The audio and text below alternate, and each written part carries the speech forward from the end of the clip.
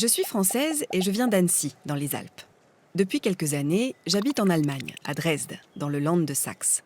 Un jour, lorsque j'évoque avec mélancolie mes belles montagnes natales, mes amis dresdois s'écrient en chœur. « Il faut qu'on t'emmène randonner dans la Suisse saxonne alors !» Comment ? Des reliefs suisses en Saxe ? Allons-y. À ma grande surprise, nous partons en S-Bahn, le RER allemand. Elle est si proche, la montagne ? C'est curieux, mais lorsque nous descendons 3/4 d'heure plus tard, nous sommes bel et bien en pleine nature. Nous traversons de jolis villages au bord du fleuve Elbe et des forêts, puis nous grimpons en haut de surprenantes falaises qui surplombent la vallée. C'est là que mes amis m'annoncent que nous sommes au cœur de la Suisse saxonne.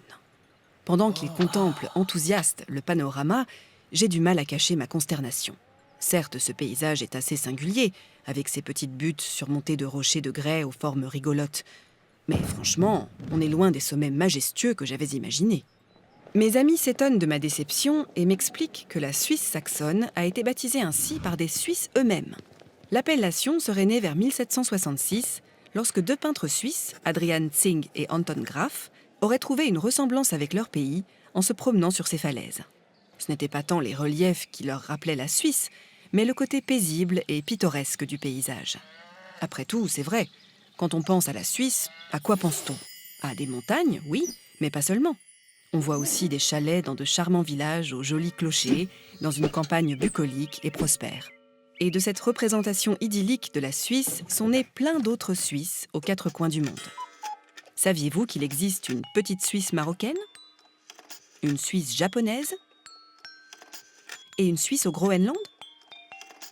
Plusieurs Svizzera italiennes, des Suiza espagnoles et latino-américaines, une quinzaine de Switzerland aux États-Unis, 9 Suisses en France, et bien d'autres encore.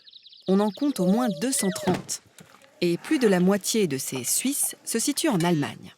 Suisse saxonne, Suisse franconienne, Suisse du Holstein, de Brême, de la Hesse, impossible de toutes les citer. De toute évidence, l'appellation Suisse profite au tourisme, comme si c'était le plus beau compliment qu'on puisse faire à un paysage. Mais attention, cette appellation doit parfois être comprise dans un sens très très large. Tenez, récemment, je découvrais la Suisse mecklembourgeoise. Oui, tout là-haut, au bord de la mer Baltique. Bon, je veux bien faire abstraction de l'absence totale de dénivelé, j'ai compris. Suisse ne veut pas forcément dire montagne. Mais quand même, une région de lacs et de roseaux au bord de la mer, peuplée de grues et de hérons, appelez ça la Hollande ou la Camargue, mais pas la Suisse.